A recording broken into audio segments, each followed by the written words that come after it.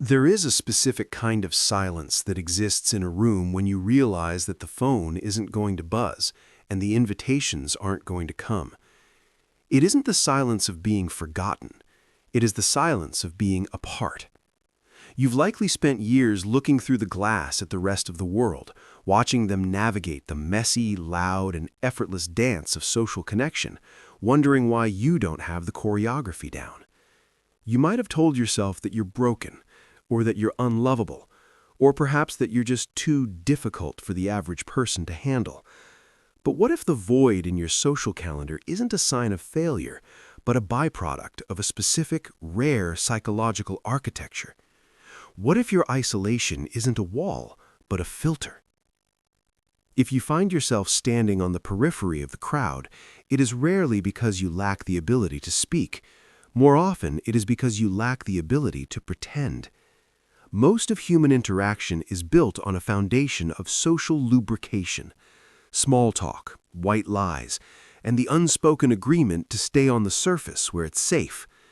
But for some, the surface feels like a desert. You crave the deep water, yet you find yourself surrounded by people who are afraid to swim. You're not lonely in the traditional sense. You're experiencing a profound misalignment between your internal depth and the external landscape. This is the weight of the observational burden. You see too much, you feel too much, and you refuse to settle for the echoes of connection when you know the real thing exists. The first trait that often defines the solitary soul is an innate allergy to inauthenticity. To most people, a casual "how are you" is a greeting. To you, it is a moral dilemma. You find it physically draining to participate in the performance of fine. This is often rooted in a psychological concept known as high self-monitoring, but in reverse. While high self-monitors adapt their persona to fit the room, you possess a rigid internal compass that refuses to recalibrate. You would rather be alone and authentic than surrounded and performing. This creates a social exhaustion gap. When you enter a room, you aren't just managing a conversation, you are managing the dissonance between what is being said and what is actually being felt. You see the micro-expressions of hidden resentment in a friend's smile. You hear the hollow ring in a coworker's praise. Because you cannot unsee these things, you withdraw. It isn't that you don't like people, it's that you cannot endure the masks they wear. This leads us into the shadow of the invisible wall, a phenomenon often birthed in the quiet corners of a childhood where you had to become your own sanctuary. Many who walk a lonely path in adulthood were the hyper-vigilant children. If you grew up in an environment where the emotional climate was unpredictable, where you had to read the tension in your parents' footsteps or the silence in the kitchen, you developed a highly sophisticated radar for emotional safety. As an adult, this radar is still spinning. You don't just make friends, you vet souls. You are looking for a level of consistency and depth that most people aren't prepared to give. You aren't being picky. You are practicing a survival mechanism that never turned off. You would rather have no one than someone who requires you to keep your guard up. The second rare trait is intellectual or emotional intensity. In psychology, we sometimes refer to this as overexcitability. Your brain doesn't just process information, it consumes it. When you become interested in a topic, a philosophy, or a person, you go to the marrow. Most social circles are built on the mean average, a comfortable middle ground of shared hobbies and light-hearted banter. But for you, you are a creature of the extremes. You want to talk about the fear of death at a dinner party. You want to deconstruct the systemic reasons for human suffering while everyone else is talking about the weather. This intensity acts as a natural repellent for those who use social interaction as a way to escape themselves. You are a mirror, and many people are not ready to look at what you reflect. This brings us to the concept of ambiguous loss.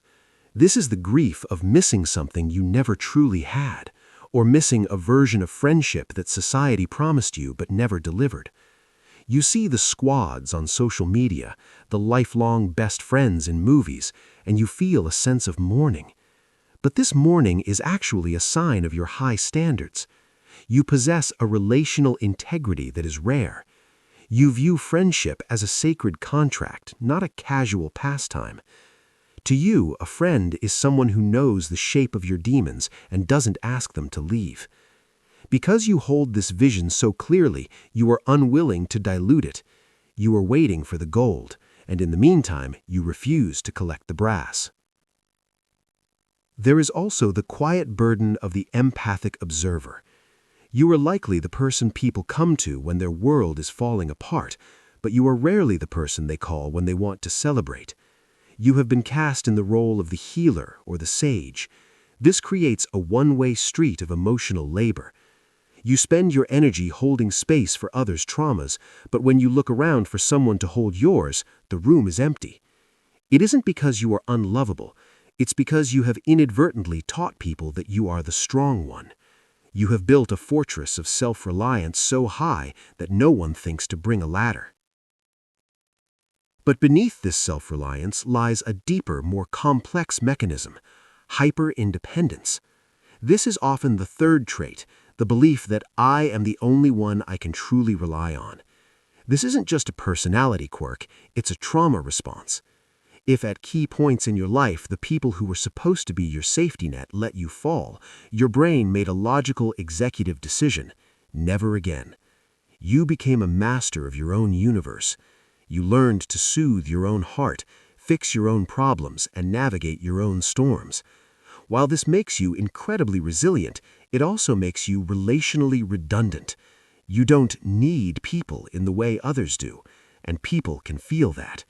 There's a certain vulnerability required to let a friend in, a need to be seen in your weakness, and for you, showing weakness feels like handing someone a weapon.